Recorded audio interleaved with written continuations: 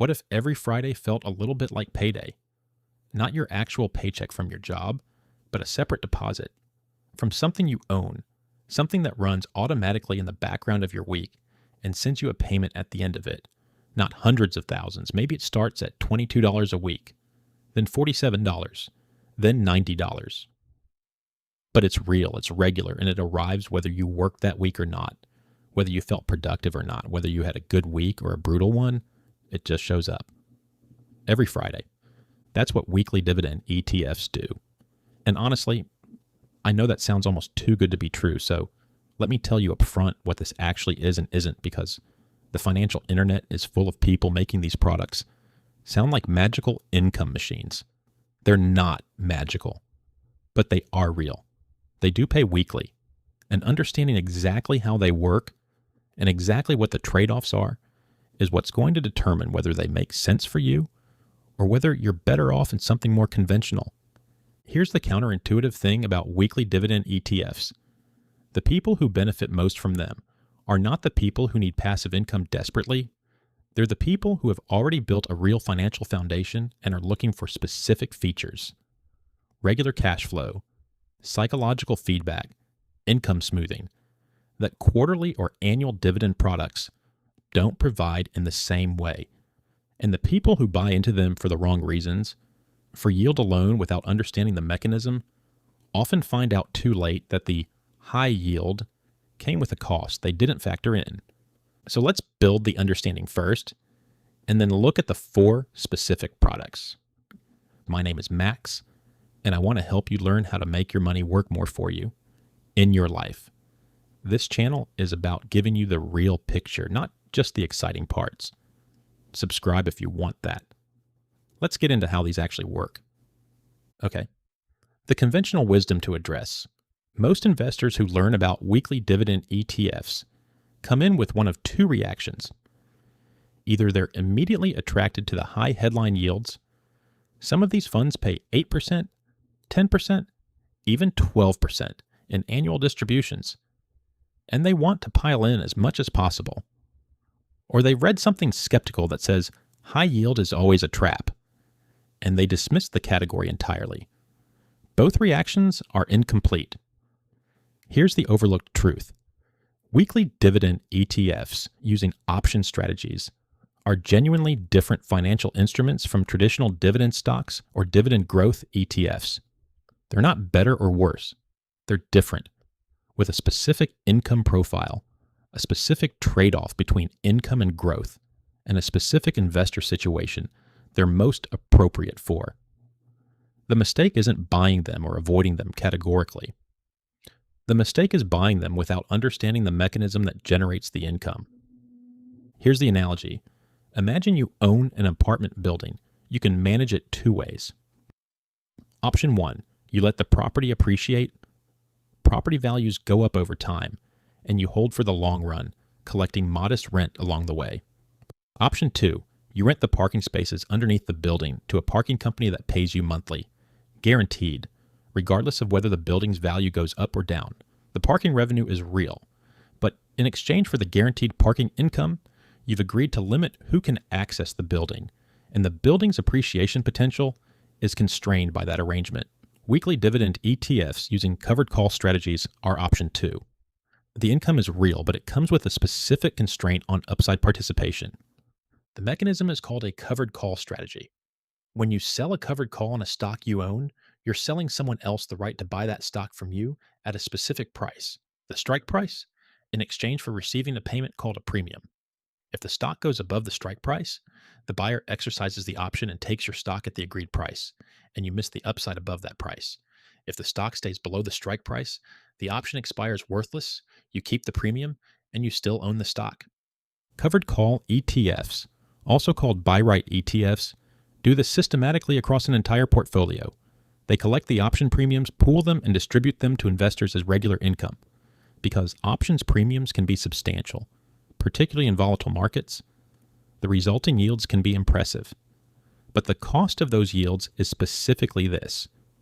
When the underlying market runs up significantly, the covered call ETF misses a portion of that upside because its positions have been capped by the options it sold. This is not a hidden trick. It's the explicit trade-off. You trade some upside potential for regular, predictable income. Whether that trade-off is appropriate for you depends entirely on what you actually need from your portfolio. But here's where it gets really interesting.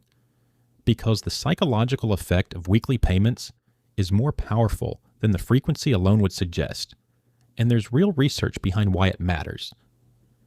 Behavioral economist Hirsch Sheffrin's research on mental accounting, the way people assign money to different psychological accounts that don't talk to each other, found that regular income streams from investments activate a fundamentally different psychological relationship with that money than equivalent returns from portfolio growth. When your portfolio grows, the gain feels abstract. It's a number on a screen, not money you've received. When you receive a weekly dividend, even a small one, it activates the experience of having been paid, of receiving something, and that experience produces a qualitatively different relationship with the investment. More engagement, more ownership, more patience during market downturns. This isn't just psychological noise. It produces measurable behavioral differences. Investors who receive regular dividend income from their portfolios consistently hold their positions longer during market downturns than investors whose equivalent value is stored in unrealized appreciation. The income keeps them connected to the investment in a way that pure capital appreciation doesn't. And staying invested, holding through volatility rather than selling at the wrong time, is, as Dalbar has documented for decades, the primary behavioral determinant of long-term investment outcomes. Weekly payments amplify this effect. Instead of a quarterly dividend that you receive 4 times a year, a weekly dividend arrives 52 times. 52 reinforcement events per year. 52 moments where the portfolio proves it's working.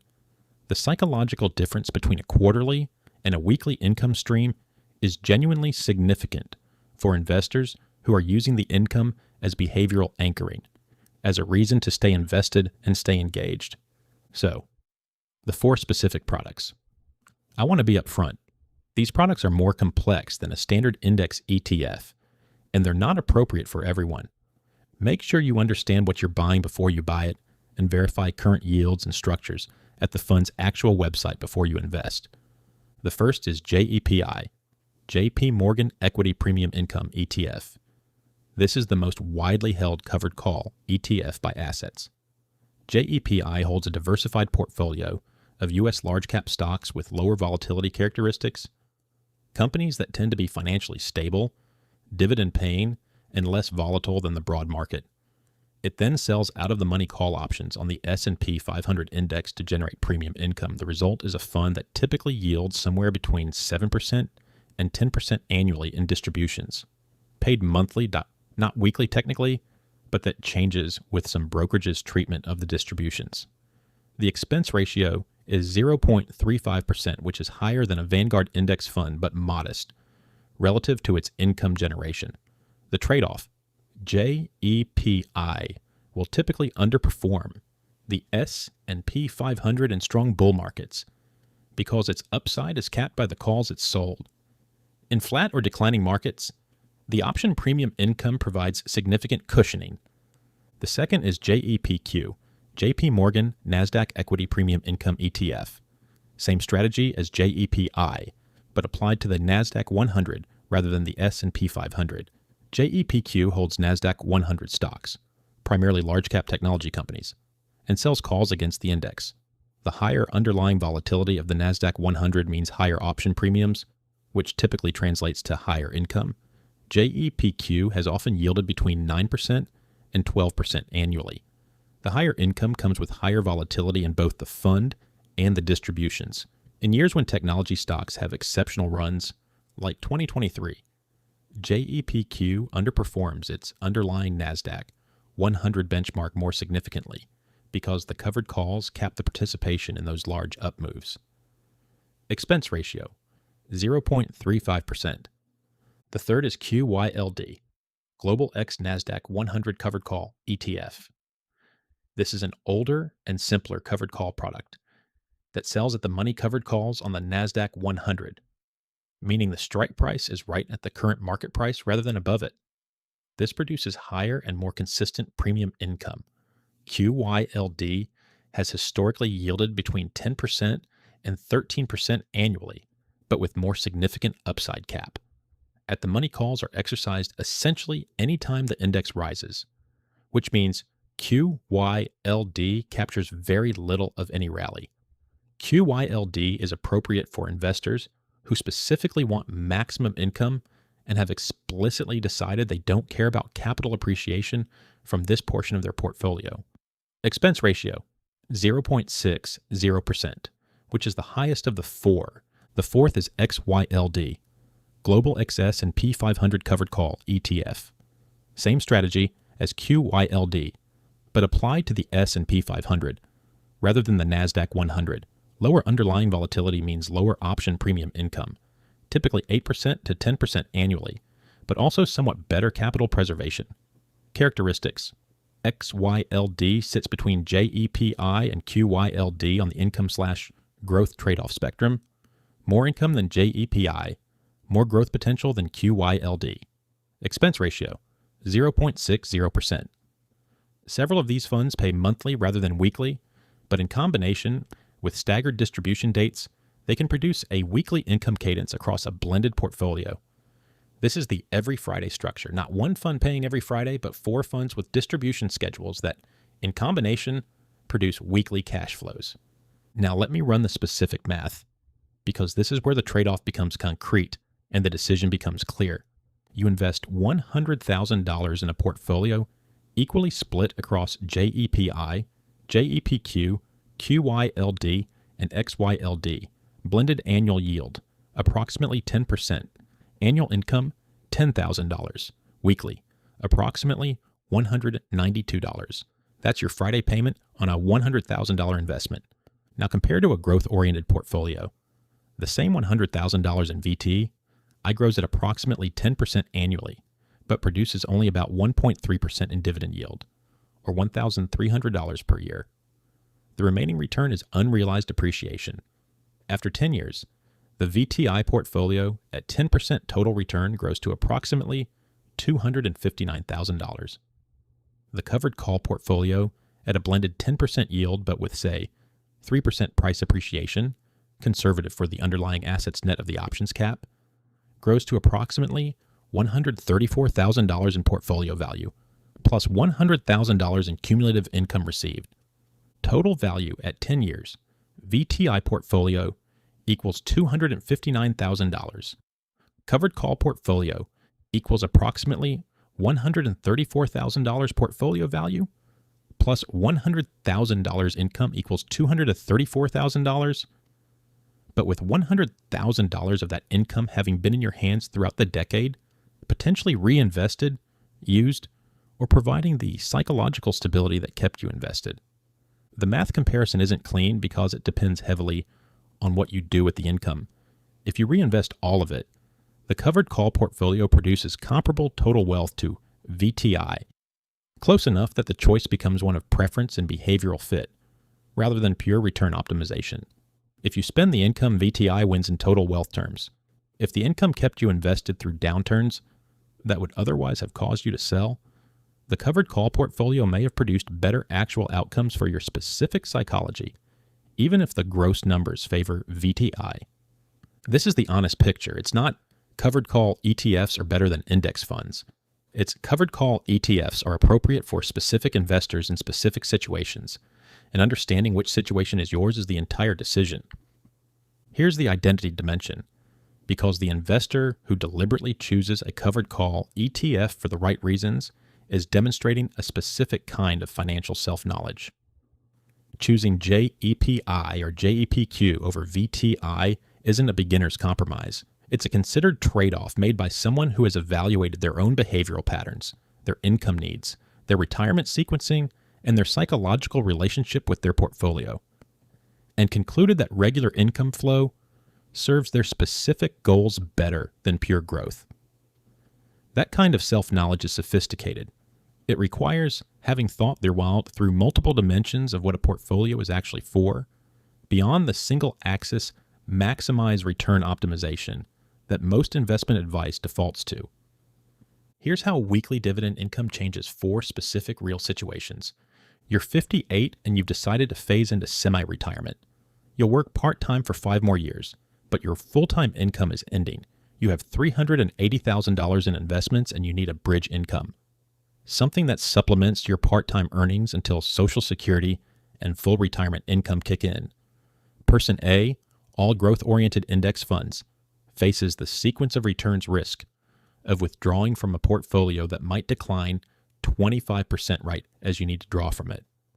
Person B, who has shifted a meaningful portion of their portfolio to covered call ETFs, has a predictable income stream arriving weekly or monthly that doesn't require selling positions at potentially depressed prices. The income is the withdrawal. You're a high-anxiety investor who has sold at market bottoms twice in the last decade. You know this about yourself. Person A, pure growth portfolio, continues the cycle. Portfolio grows, market drops, anxiety peaks, sells at the bottom, misses the recovery, regrets it. Person B, who has added covered call ETFs specifically for the weekly income anchoring, has 52 income events per year, keeping them connected to the portfolio and behaviorally stabilized during downturns. The fund is still paying you on the worst weeks. The income is the proof the system is working.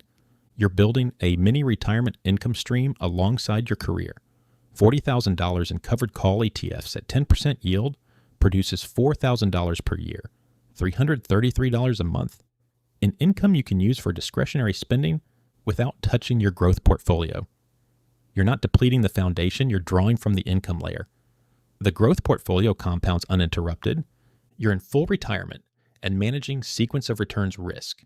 A portion of your portfolio in covered call ETFs produces enough regular income to cover 1 to 2 years of living expenses, eliminating the need to sell growth assets during a market downturn.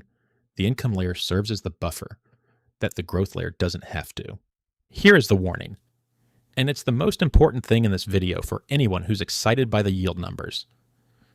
The warning is that high yield is not the same as high return. A 10% distribution yield sounds like a 10% return. It's not. The return includes both the distributions received and any change in the fund's share price. If a covered call ETF is distributing 10% annually, but its share price is declining 3% annually due to market conditions and the option caps preventing appreciation, the actual total return is approximately 7%. Still respectable. But different from the 10% the headline yield implies. This is called return of capital risk. When a fund distributes more than it earns from options, premiums, and dividends, the excess distribution is technically a return of your own capital. Your principal is being paid back to you as income. This lowers your cost basis, has specific tax implications, and means the fund's future income generating capacity may be declining. Some covered call ETFs have periods where a meaningful portion of their distributions are return of capital rather than earned income. How do you know? Check the fund's annual report or Form 1099-DIV, which will classify distributions as ordinary income, capital gains, or return of capital. Understand what you're receiving before you build a budget around it. Here's the close. 4 ETFs that pay you weekly, or close to it in combination. JEPI for S&P 500, covered call income with lower volatility. JEPQ for NASDAQ 100 covered call income with higher yield. QYLD for maximum covered call income from the NASDAQ 100 with minimal growth exposure. XYLD for S&P 500 covered calls with moderate income and moderate growth, each one running a covered call strategy that converts the options market's volatility premium into regular cash distributions. The Friday payment is real. The mechanism is real. The trade-off, income for growth participation, is real and worth understanding before you invest. These are not replacements for a growth-oriented portfolio during the wealth-building phase. They're additions to it during the income generation phase, or tools for specific investors whose behavioral profiles make regular income feedback more valuable than maximizing long-run paper returns. Know which investor you are, then invest accordingly.